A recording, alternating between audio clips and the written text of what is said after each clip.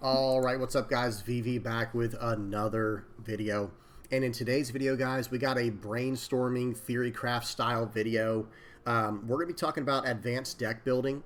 We're going to be looking at what makes some of these top tier decks run the way they do, and maybe some thought processes behind, these guys that make these decks, so you can kind of understand where they're coming from when they make the decks they do. So buckle up. We're going to be hopping into that today. You know what you're getting into. I have done a video on a similar theme of building decks in the past, where I break it into a very simple method of, I call it the 5x10 method, and you should definitely go check that out sometime if you haven't already. But in today's video, we're going to try to take that to the next level and go over something I call the rule of 4. And again, we'll talk about that more as we get to it, but I think it's something that can really help you build decks that have a good direction and that aren't being stretched too thin. So let's go ahead and hop into it, guys. You know what you're looking at, you know what you're getting into, so let's just get right into it now.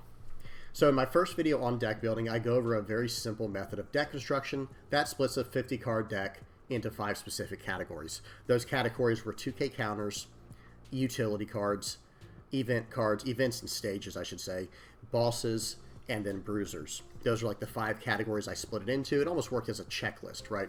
So this method can be used by anyone, but it was definitely geared more towards the newer players and deck builders. In this video, I want to take a deeper dive into deck construction and theorize what can help take a deck to the next level. Okay, in this video, I want to talk about combining leaders with complementary cards. That's synergy, and then creating consistency, creating a direction for your deck, an identity for it. Okay. So real quick, we're going to talk about 2 major concepts here, the rule of 4 and leader-centric design. So when you're building a deck, the first and most important question you should ask yourself is what leader am I going to be building this deck around? Because then you'll know what colors you have access to, and you'll be able to go from there, and see what kind of, see what kind of supporting cards that the deck will have. Red Purple Law, let me use this example. We will have an actual example of Red Purple Law later in the video, but the idea is this. You're going to have your red cards, and you're going to have your purple cards. You don't have to split it exactly at 25 each when you're first making a deck, but sometimes that does help so you know what kind of card pool you're working with and what kind of support you have from each color. Because when you break down red cards even further, you have access to things like power reduction and rush cards, which that's going to be very important, once we get to the Red Purple Law example. And the same thing with the purple stuff with Dawn Ramp and cards like Raise You, cards that have Dawn related effects. That's going to be very important. Excuse me. So, making this top-down approach here is very important, starting with your leader. Because if you don't make a deck that has your leader's effect in mind and that has synergy with your leader, then you just have a vanilla leader with no additional effects, no additional ways to generate advantages in the game. So we have to keep that in mind when we're building decks. So the rule of 4, what is this?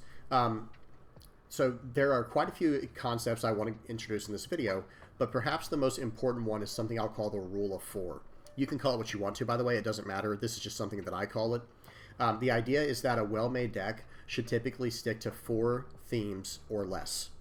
Usually, you'll have 2 primary themes and 2 secondary themes. A deck with any more than 4 themes will cause the deck to it'll be stretched too thin. You're trying to do too much within the deck, and that will result in consistency and identity issues, directional issues. So, for example, in Red Purple Law, let me get back to this example here. And we're going to go over this in more detail in a minute. There are 4 main themes, and you kind of can see them down here once I split the deck, once I split the colors down and then what each color does. In Red Purple Law, you have cards, your 2 major themes are power reduction and Dawn Ramping, and then your 2 minor themes are rush cards and utility cards. And we'll get into that again, like I said, once we go further into the video. It's the second example we'll be using. Okay, and I go over that a little more here in this paragraph. I say, for an example, in Red Purple Law, the deck is basically made up of 2 dominant themes of power reduction and Dawn Ramp and 2 auxiliary themes of utility blockers and finishers. If you try to cram any more than that, then what happens is you start to lose identity and consistency in your deck. So I use an example of the Straw Hat Crew. Like, say if you try to add Straw Hat Crew, well, you're going to stretch the deck too thin, because you're going to have to start pulling from your dominant themes and your auxiliary themes, your dominant and your superior and inferior themes, however you want to word that, your primary and secondary themes. But A better example than Straw Hats would be something like Whitebeard Pirates, right? Because Whitebeard Pirates has a way to KO characters based off of power with characters like Edward Newgate, characters like Vista, characters like Marco, the 5-cost. But if you start trying to add those to the deck, think about it. This deck is going to be, and we haven't gotten into the example perfectly yet, but just so you know, this leader doesn't really get to 9 Dawn very often. They try to stay lower in Dawn to use their effect to, to generate momentum in that way. So while it might seem like a good idea to add to the deck because there is some type of synergy there, what happens is you start pulling away from your 2 major themes and the 2 complementary auxiliary themes, and you start stretching the deck too thin and it starts to lose consistency. Okay, hopefully that made sense. If you guys have any comments or questions, please do not hesitate, to list those down in the comment section below. I'll answer those as soon as I can. So now let's dive into some examples. So what you see on the screen here, I have these broken down into the 5x10 method. So up at the top, we have 2K counters. In the second one down from there, we have utility. Then at the bottom left, we have the bruisers. At the top right, we have events and stages. This would be events and stages, but there are none in Big Mom Pirates and Katakuri. And then over to the right here, we have the bosses. And then some cards that have been used in the past. These aren't really used anymore, but they have been used in the past, and they can fit in each category appropriately. Now, this number down here at the bottom, this is a number that I've pulled from recent winning lists as of OP06. That's where we're at the time we recording this video, is OP06 in the West. And I pulled these numbers. These were your average numbers of Katakuri lists that were in the top tables. They run roughly 12 2K counters, about 6 utility cards, 16 bruisers, 8 bosses, 8 events. This is the old 5x10 method. So just by reading this, we can pretty much know that this is going to be a mid-range deck, right? Because it has 16 bruisers. Mid-range being a deck that has tempo, right? That it just kind of it runs on a tempo, and that's going to be the primary theme of this deck when we get to it. But one thing I want to one more thing, whoopsies, that I want to look at before we go any further is the leader here.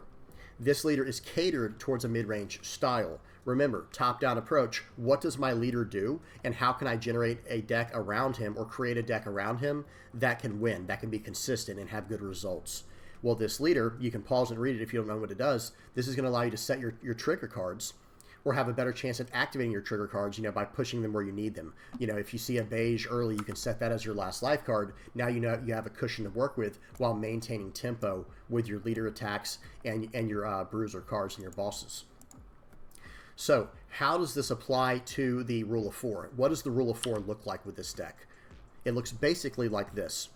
There are 4 major themes we're going to be looking at here. Number 1 is the actual curve of the deck. It was designed around this 1, 3, 5, 7 curve. That is the main curve of the deck. Because if you go first or second, it doesn't matter. You still go turn 1 Pudding, turn 2 Pero, turn 3 Gadatsu, turn 4 Linlin.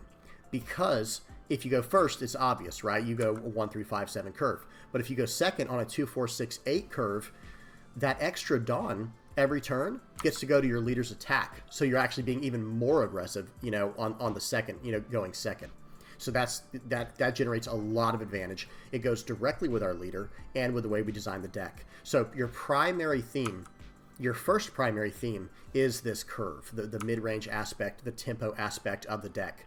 The second primary theme is actually these offensive trigger cards up here. Yes, you can play these from your hand, but if you get them from your life as a trigger, that is even better, right? That is a major theme in the deck, is all the triggers.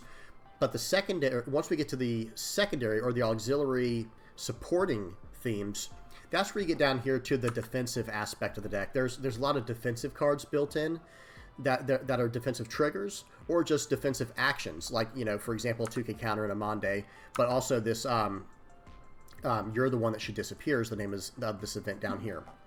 This is an event that allows you to counter out, but as the trigger, if it's your last life one, you can actually go up a life, and that could save you, that could win you the game, right? Now the final, the fourth and final theme of this deck would be the finishers over here. I just call them finishers. Their cards, yes, they have dual purpose with their triggers. You can get other things out of them. Reject can work as removal. 200 million volts of Maru can just help you buff a character to remove one of your opponent's characters. They have a lot of utility, and that's just all the better, right? Their primary, excuse me, their actual theme in the deck, it can overlap, and that makes the deck even more consistent. The more overlap you have across all of these major themes, the better it is. Okay, so moving on from there, going back into Red Purple Law, into this idea.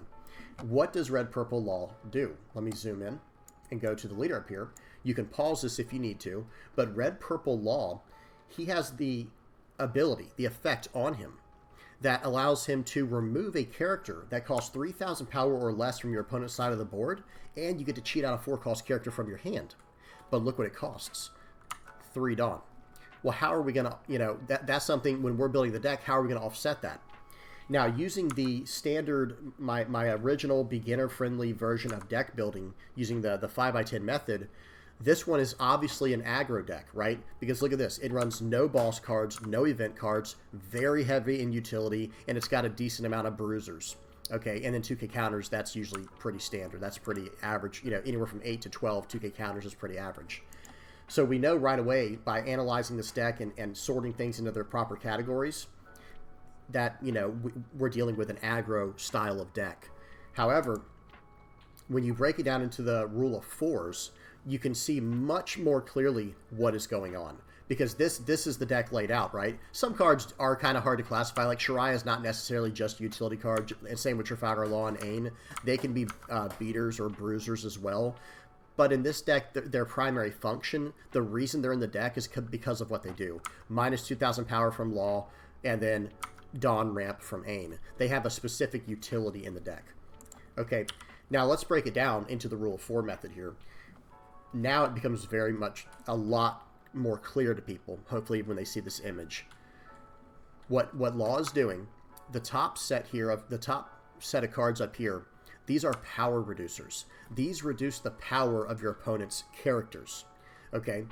And the cards down here at the bottom, these help ramp Dawn. Because remember, with our leader's effect, we're bottom decking one of our opponent's characters if we can get them down to 3,000 power or less, but we're losing Dawn in the process. So we need to use effects like these in order to stay in the game with our Dawn. Because remember, you only get 2 Dawn a turn. So if you're losing 3 Dawn every single turn, you're going backwards. You're not going to be able to play these bigger characters for later in the game, characters like your Captain Kidd or Queen down here. So in this case, using the rule of 4, you have your primary themes are power reduction and Dawn Ramp. Your secondary themes are utility cards, like you see down here at the bottom, and then finishers. That's your final theme, is your finishers, your rushers. Okay, so hopefully that made sense. We got 2 more examples, then we'll be done. So next up we have Monkey D. Luffy, Black-Yellow Luffy. This is a new deck coming out in ST13. That's coming out in about a week and a half or 2 weeks from the time you're recording this video. So this is, a lot of people are going to be looking into this deck. They want to know how it works. Well, this should explain quite a bit of it for you. So breaking it down into a pure, numbers, a 5x10 method, it lines up pretty nicely. You've got 12 2K counters, 16 utility cards, 14 bruisers, 4 bosses, and 4 events. So it's got a pretty decent spread. It's pretty well balanced. But how does it work? Okay, how did they know to build the deck in this way? And I should have specified that when I was talking about Red Purple Law. How do they know to build these cards in the deck? That's where the rule of 4 comes into play. You create a consistent deck by running this rule of 4.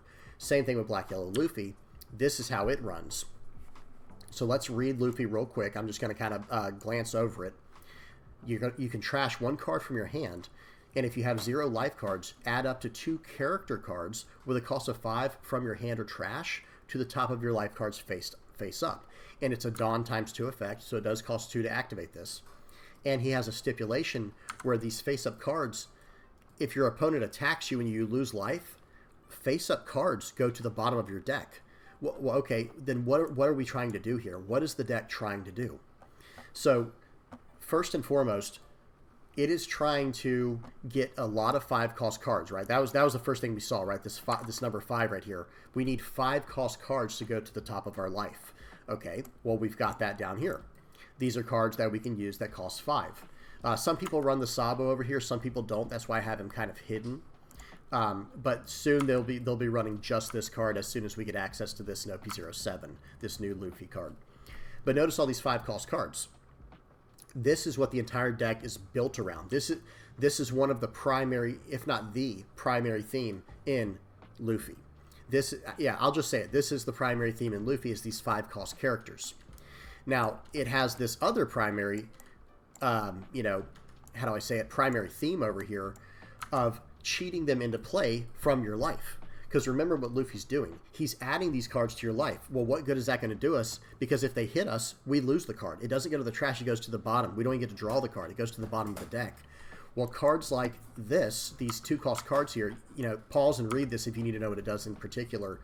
These cards allow us to cheat the cards from our life into play, and they buff our leader in the process. So those are the two main themes. You have the cards that go in life and the cards that pull from life. Then lastly, at the top here, your supplementary, or, you know, your complementary auxiliary theme are the cards you see up here. It really could be split into 2 categories, but I just lumped them together to show they kind of all serve the same function.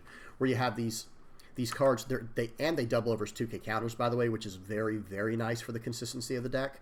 But you have these cards that help manipulate your life and help you lower your life so you can activate your leader's effect sooner. Because one other thing, I don't know if I read it, is in order to do this effect on Luffy, you have to have 0 life. Well, these cards right here on the right, starting with Makino, going over to Flampy, going over to Hiyori, these rip cards from your life so that you can get down to 0 more consistently, and your opponent cannot keep you from going down to 0 life. Because remember, if your opponent doesn't attack you, how are you going to lose life to activate your leader's effect? That's where these cards come in very, very crucially. And then the ones on the far left here, the Event, Three Brothers Bond, and Monkey D. Garp, these are good searchers to help with the consistency to find the cards you need in the deck of the ones we already looked at down here, or the 5-cost versions over here. And then lastly, we have Gecko Moria. He is kind of, I think he's the boss of the deck. He is the deck that returns these 2-cost cards back so that you can use their effects. So to summarize, we have cards at the top here that help you fix your hand and set your life cards, or potentially lose life cards, right? Then you have the cards down here at the bottom left. These are cards that pull from your life, whatever's been set up there. And then finally, the cards on the bottom right, these are the cards you want to pull from your life. So again, these are like life setters at the top and fixers, cards that pull from life at the bottom left, and cards that go in your life at the bottom right. Hopefully that made sense. And last but not least, we'll go over a Sakazuki example here. This deck here is, you can see there's a lot of options now at the time of me recording this video. I'm recording this in OP06, so this leader will be banned kind of soon. I think probably in the next 3 months or so when OP07 comes out for us in the West. But it had so many different options and so many different variables that it could have. I guess they determined it was just too powerful. But when you look at it here, this seems overwhelming. What is going on your screen right now? Well, this is just the 5x10 method fully spread across the excuse me, across the screen for you. I have 8 2K counters, or excuse me, your Sakazuki list runs on average about 8 2K counters, 16 utility cards, 10 bruisers, 6 bosses, and 10 events. Now, how do they know which ones, like that's good information, but how do they know which cards to pull or to remove or to add to the deck to get to what we have here? Well, that comes down to your deck construction and your synergy, okay? And it's baked all around your leader. So this is what that looks like in the little rule of 4 style. This right here, you know, this is the leader Sakazuki. Trash card, draw a card, and he has cost reduction built in. So at the top here, these are the 3 major themes you see. You see cost reducers. Remember in Red Purple Law we had power reducers? Well, in Sakazuki we have cost reducers. And then on the right here we have ways to pop cards or remove cards based on their cost. Now Red Purple Law didn't need to do that. They had that built in to their leader. Their leader had the way to remove cards once you reduce their power. But Blue Black Sakazuki doesn't have that. They have the opposite. They have ways to reduce cost, and then you need ways to remove them based off their power. And that's how this deck is laid out. You have your cost reducers, and then your cards that remove other cards based on their cost. Everything else here is just utility and setup. I just had them all joined together. I have over on the right, I have cards that have recursion from the grave or recursion from the trash. These help as well for obvious reasons. They can pull cards back that have been used up already to get even more value from them, right? That's a big deal. And then cards over on the far left here, these are kind of just utility cards. The Borsalino and the Pudding, these are just high utility cards. You can add and subtract them kind of as you please, to be honest. Okay, and that's, you know, that's kind of the method in a nutshell.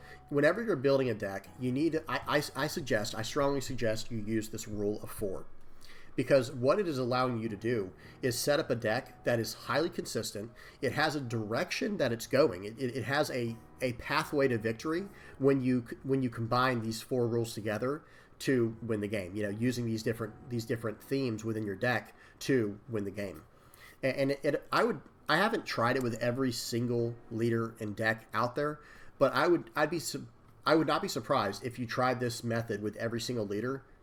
It should work theoretically with every one of them, because that's what we're going over today, right? Is a concept, you know, advanced deck building concepts here, and specifically today was the rule of 4 one, because on the screen here, this is the red purple example, right? This is just the standard list that I run.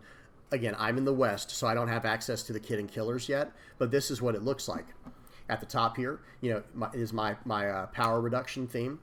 At the bottom here is my Dawn ramp theme. On the far bottom right, or excuse me, on the bottom right, the orange cards here, these are my utility cards.